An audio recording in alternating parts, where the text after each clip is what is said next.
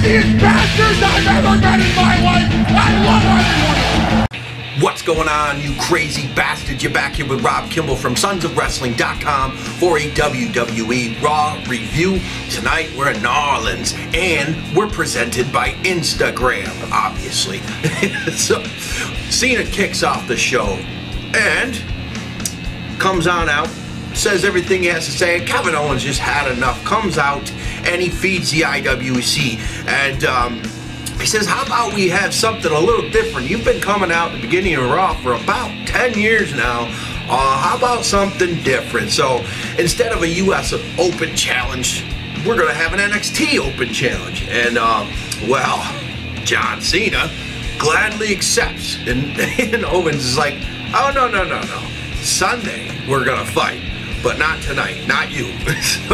And Cena's got a busted open nose. He broke his nose, I guess, the night before at a live show, but he was ready to go. He did not end up going, and we end up doing a first person that comes out, they get to pick what title they want to go for. Neville answers this, comes out, and he wants a shot at the NXT Championship. He believes Kevin Owens doesn't deserve to have that belt. So this sets up the match. Cena's on commentary. And let me tell you what, during this whole match, which was a kick-ass match, Cena's putting both dudes over. So this is good stuff. And he's also selling the network. He's selling the pay-per-view. Cena's doing all around good work. And I did like that he took in, that he accepted the fact that people pick on his t-shirts and this and that. Good shit. John Cena, you fed the crowd. Awesome job. And then Kevin Owens and Neville picked up the rest here with this insane killer match. And let me tell you what, Neville is fucking strong as hell. Dude just picked up Owens, deadlift from the ground, hit a suplex. I don't even know how, like, what's Owens, like 260, 270? Neville's a beast. So, but like I said, awesome match. Owens did answer pretty much every time that Neville went to go hit something, especially the red arrow. He did stop this, and this leads into the pop-up powerbomb, finishing the match. Kevin Owens stands strong, holds the belt high, and then he invites Cena into the ring as they do their pose off with their belts. Cena did dive into the ring, and then Owens backs on out of there, heel style, awesome shit. Kevin Owens is rocking it, and I hope the shit on Sunday he picks up the win again. It's just time for something new, absolutely. So, and it's not gonna hurt Cena at all to lose again. It's not for the belt, so hey, let's do it. And awesome shit. And then you got Rollins and the Authority backstage. He's like, what are we going to do? He's shot all these Instagram pictures of Dean Ambrose journeying around Louisiana, and he's got the title. He's playing a saxophone, a pink saxophone. This is under their skin. But anyway, Rollins like, what are we going to do? And Triple H is like, what do you got, a mouse in your pocket? You don't need anyone, I thought. So, sucking him back in, Rollins does realize he needs the help of the Authority, but he does not need J&J or Kane. So he's trying to get back in their good graces, but tonight he gets a shot at picking his own opponent for the main event, and he has no help for this, so we'll see where that goes. Next up, Summer Rae versus Nikki, and I guess Nikki and Paige are going to have a title match at Money in the Bank. So we'll see what happens, how Paige changes the Divas division, if at all. Then, pretty much you know where this was going. Nikki kicks ass, nails the rack attack, Summer Rae's down and out. Then we have Roman Reigns coming down to the ring, mixed crowd reaction. Anyway, he stands in the middle of the ring looking up at the briefcase, and now he gets a few funny pops in there about Seth Rollins, and the crowd's, you know, back and forth with him. So he's easily getting back in the good graces of the fans, and I hope that he does win this, actually. Kane comes out, but beforehand, Reigns does say how confident he is that he's going to win that Money in the Bank, and he's going to be going after the belt, which will be Dean Ambrose having that championship still on his waist when Roman Reigns cashes in. So confident, man, and it's nice to see that they have that. The brotherhood's still going. Anyway, Kane, he comes out, Then Dolph Ziggler comes on out, and they're picking on Kane, call him a tool, and it's quite funny. Crowd is just loving it. And then you fucking, oh my God, R-Truth just comes on out. What's up, New Orleans, and this and that, and he's talking about what he's gonna do with Money in the Bank. And Kane's like, what are you doing? You're not even in the match. And R-Truth's like, are you sure? My bad. He's like, sorry guys, and he leaves. That shit was so funny, hilarious. Little things like that sometimes can be fun, and yeah, sort of shit on R-Truth, but man, had a good time with that. Then Kane tries to talk again. New Day comes on out, and they power positivity, this and that. And boy, they should have joined up with Laurinaitis. Anyway, you get next up, Kane tries to talk again. Sheamus comes on out, and he's like, anyone else? Kane's getting so pissed off. Everybody's definitely selling themselves, of course. They're all gonna win it, right?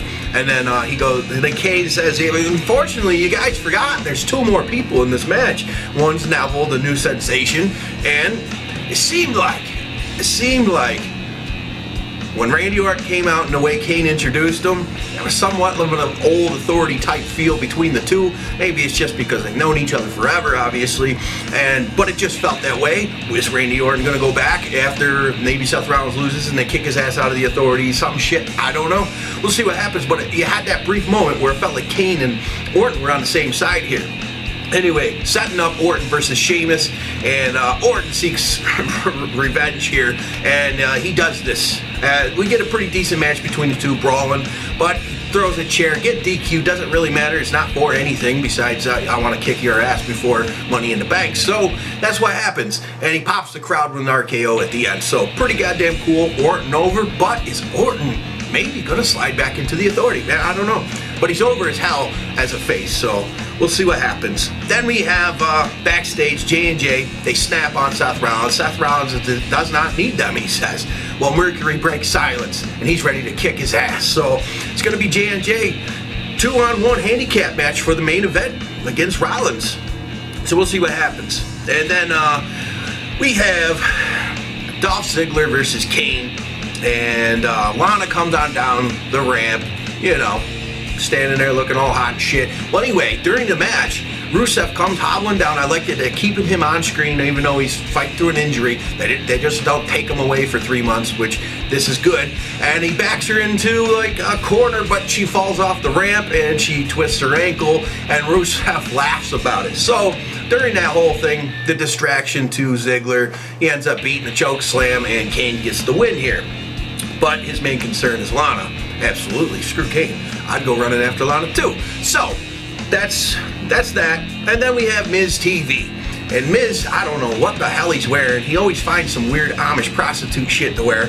And he gets out there, introduces Ryback. Well, Ryback just comes on out, and he's the big guy's on Miz TV.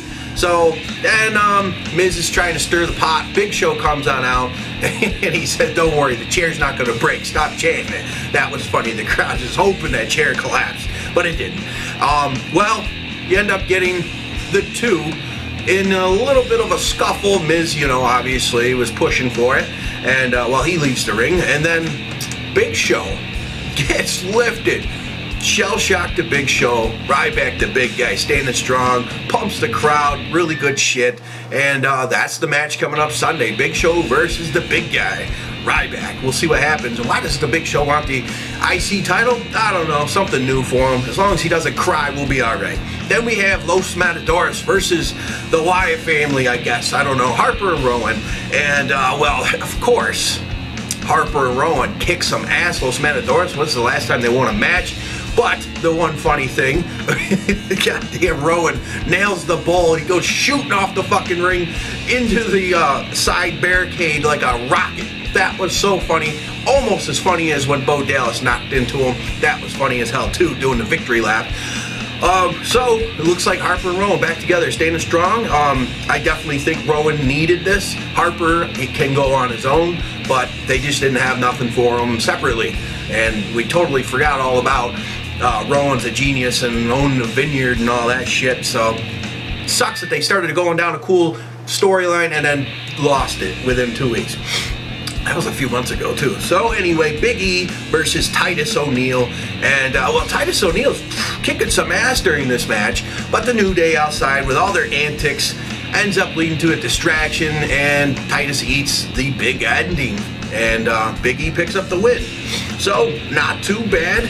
And right during the end of this, Roman Reigns comes in. Although he does have a match versus Kofi, so that was pretty cool. But it did look like he cut him off, sort of like a heelish type thing. And he comes on out. They have a decent match, and well, Kofi goes flying off the top turnbuckle, but Superman punch blasts him, and overcoming the odds, Roman Reigns picks up the win over Kofi Kingston. Hey, that was a new match that we haven't seen, I don't think, ever. Kofi Kingston versus Roman Reigns. So, hey, we're getting some new shit. This is good. And then we're moving on down to, at the end of this match, Roman Reigns goes and grabs a chair. Like, what is he doing? Plants it over in the corner. Dean Ambrose comes on down, popcorn. He's got shit all over his neck. Just must have been throwing those to look at some boobies down on Bourbon Street. Anyway, yeah, he's got a big old bag of popcorn. And, well, Reigns gives him a chair to sit, as he had bought a ticket to get into the ring. Anyway, he still has that championship. And he's sitting ringside for this match. J&J versus Seth Rollins. And I like the Roman Reigns just hanging. And this is all good shit. You got the Shield basically, and then Shield 2.0. That was funny. Really, J&J, they get some good shit going on in here. And the biggest thing though that happens is Dean Ambrose getting frustrated with, you know, he's treating him like shit, Rollins. He's in there fucking just slapping him around, and he's like the older stepbrother that hates his two little stepbrothers, and he's just being obnoxious, beating the shit out of him. And Dean Ambrose is fed up, comes in, throws the belt in, basically, take it, fucking Jesus Christ, you're such a baby. And this offers a distraction for Joey Mercury to pick up the pin. He rolls up Seth Rollins, picks up the win. This is hilarious, and it makes Seth Rollins look very goddamn weak. And Dean Ambrose gets his belt back in the end anyway. And then he hits Dirty Deeds on Seth Rollins. Holy shit. So, Seth Rollins is just going into Money in the Bank looking like a weak pile of shit.